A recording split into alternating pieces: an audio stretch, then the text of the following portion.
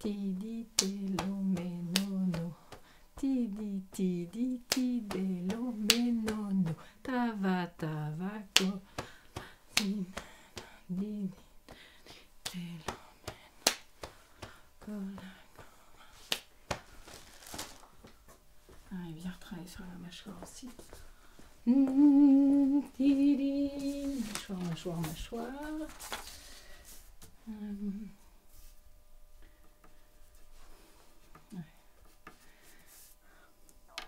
Un cercle. Une personne porte une voyelle. Ah oui. Ouh. Il faut d'abord qu'il la regarde. Ouh.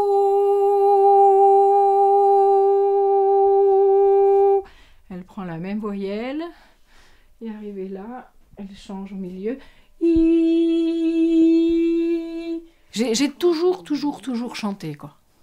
Aussi bien en revenant de l'école qu'à l'école, que même à Paris, que quand j'ai fait mes études, je chantais dans la rue tout le temps, mais pour moi, quoi, jamais pour les autres, quoi, mais pour le plaisir du son.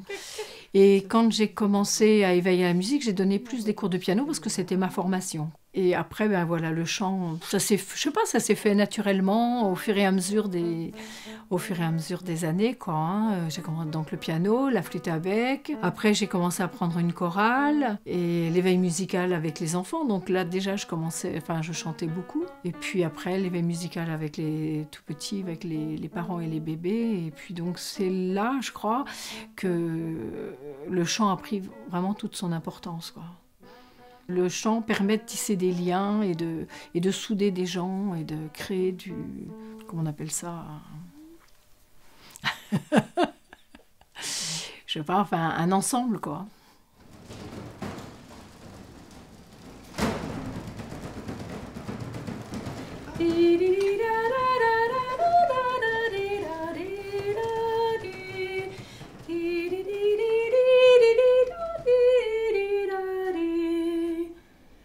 Bonjour Margot. Bonjour Margot.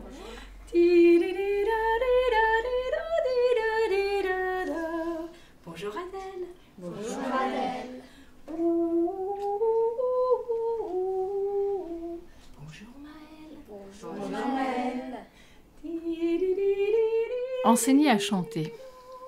Pour moi, mais ce ne sera pas le cas forcément de tout le monde, c'est essayer de prendre conscience de la voix dans le corps, comment on peut essayer d'être plus juste par rapport à un texte, comment exprimer ce qu'on veut dire par le corps, quoi.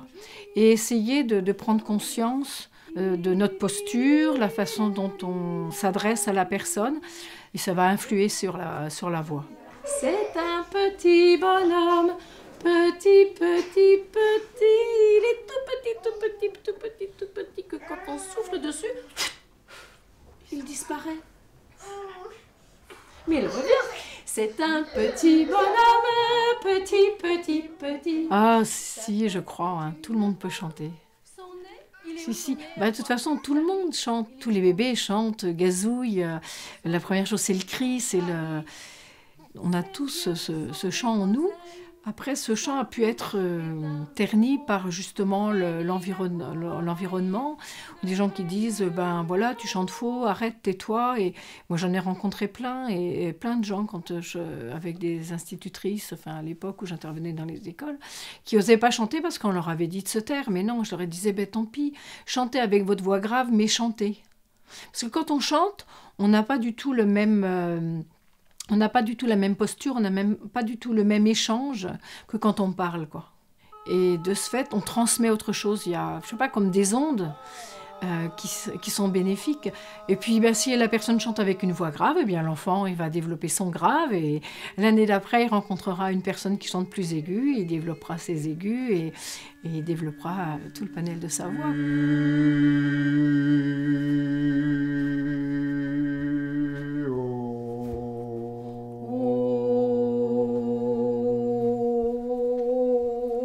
Comment je peux l'aider à trouver confiance? D'abord en l'observant, en proposant. Il fait ou il ne fait pas. Et puis petit à petit, comme on est en groupe, la personne peut rentrer dans le groupe petit à petit. Mais je vais jamais le forcer, quoi. Hein. Je propose des fois que les personnes chantent seules hein, dans l'atelier. S'il n'a pas envie, il ne chantera pas seul, tant pis, je propose, quoi. Mais puis, ben, le moment viendra où il chantera, quoi. On inspire. Ouh,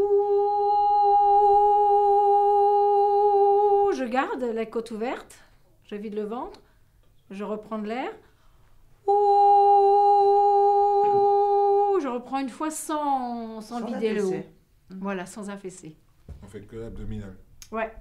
Ouais, On ok. essaye?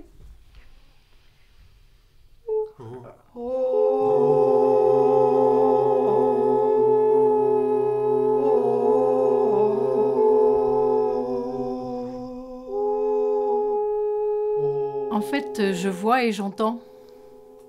Donc, ce qui me guide, c'est d'abord le son. Puis après, donc, je regarde la posture. Et puis, j'essaie de voir ce qui peut interférer quoi, par rapport au son. Et de ce fait, ben, j'essaie de créer le lien entre le corps et la voix. Parce que tu reprends trop en haut. Essaye de prendre que en bas. Vas-y.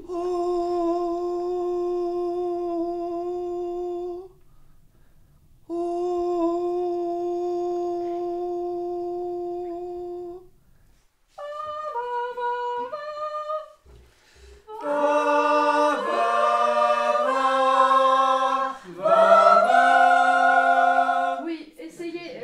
Ne montez pas, surtout pas. Allez chercher plutôt dans la terre qu'en bas. Les basses, vous vous souvenez? Non. Parfois ça marche pas parce que ben moi si je suis pas bien dans mon état, enfin dans un état de réception, ben je peux pas entendre ce que les autres ont à dire ou ont à chanter quoi. Du coup ben il y a des fois ça ne fonctionne pas. Oui. Et c'est ça aussi qui est intéressant. Rien n'est figé quoi. Ça évolue toujours et moi je ne fonctionne pas du tout de la même manière que quand j'ai démarré quoi. Quand j'ai démarré, quand j'ai commencé au début les chorales, il fallait faire comme ci, comme ça, un peu comme on m'avait appris et maintenant je me laisse guider par ce que j'entends et par ce qui va rebondir quoi.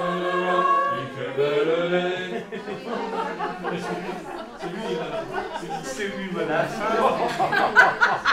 Ah, c'est fabuleux.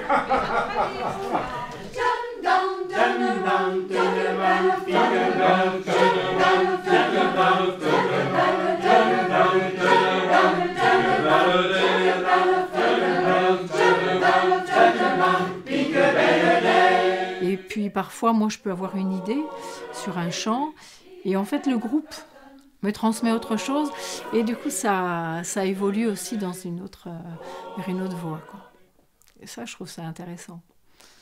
Ne pas être figé dans un carcan, mais d'évoluer aussi et puis de faire que le chant se magnifie avec tout le monde et pas seulement moi qui décide que ça sera comme ci, comme ça, quoi. Ebola, ebola, bemba, manola, menola, senda, tira matamola, cola, ebola, tikamapola, ebola, ebola, bemba. Qui dit chant dit aussi écoute. Dès qu'on chante à plusieurs, on doit écouter les autres.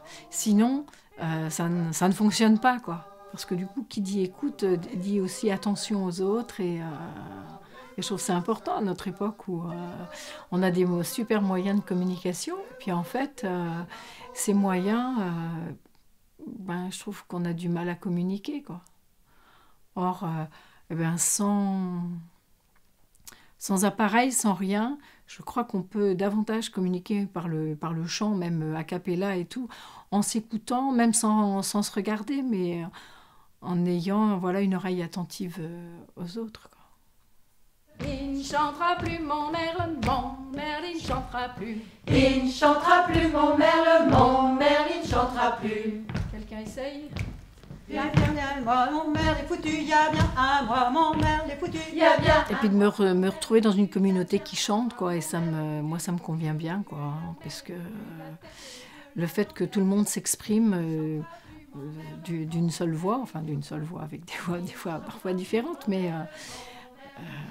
ça me permet, moi, de me sentir bien. Mon merle est foutu. Y a bien de moi que mon merle est foutu, y a bien de moi que mon merle est foutu. Mon merle est foutu, tu le cul, la tête et le queue, la la la la. Il est foutu, mon merle, il chantera plus. C'est tellement important le chant, il n'y a pas de société qui ne chante pas. Le chant fait partie intégrante de la vie, quoi. Et il y avait les chants de travail, il y avait les chants politiques, il y avait les chants pour le bercement. Vraiment, le chant accompagnait tous les moments de la vie. Le chant était aussi un vecteur de toutes les émotions et de tout ce que les gens pouvaient avoir envie de dire, quoi, mais sous une autre forme que justement le parler, quoi. Et j'ai vraiment envie qu'on retrouve ce fait de chanter dans n'importe quelle situation, quoi, pour permettre aussi d'évacuer certaines difficultés ou la colère, parfois aussi.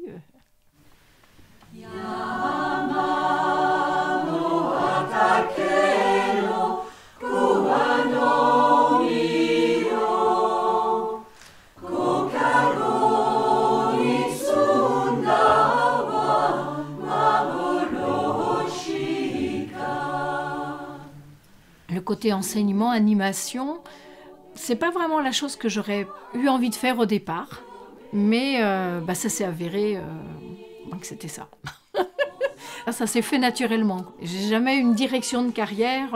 Alors j'ai chanté un peu avec un groupe ou deux, mais je sentais bien que j'avais pas l'énergie pour tout gérer, quoi. Parce qu'en fait, le travail dans une association, c'est toujours à inventer, quoi. Et donc ça, c'est le côté qui me plaît bien, de toujours chercher, avancer, peut-être se tromper aussi. Mais voilà, ça demande de ce fait-là beaucoup de temps et d'énergie. On n'est pas surhumain. Donc ça a été ça. Ça aurait pu être une autre voix, mais celle-ci.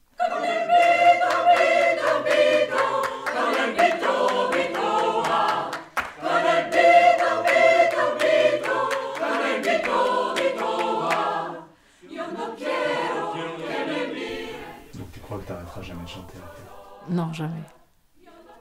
Ou alors, il faut qu'on me muselle. Non, mais je crois pas. Je crois que ça fait partie de moi, de ma vie, quoi.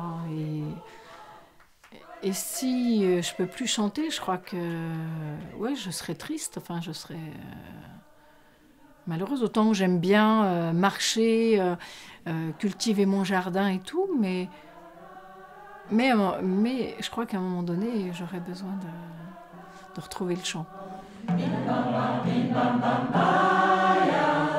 Parce que j'ai aussi envie que le chant soit présent partout. C'est pas seulement dans une église ou dans une salle avec une chorale. Ça peut être dehors, sur une place. Répondre à des opportunités, à des occasions pour amener le chant peut-être là où on l'attend pas, quoi. On va dire aux gens, mais si on peut chanter, allez, on y va ensemble et puis et on chante. Le chant, c'est la vie, le chant, c'est... Voilà, pour moi, c'est ça. Le chant, c'est la vie. Oh, tu résumes bien, c'est bien.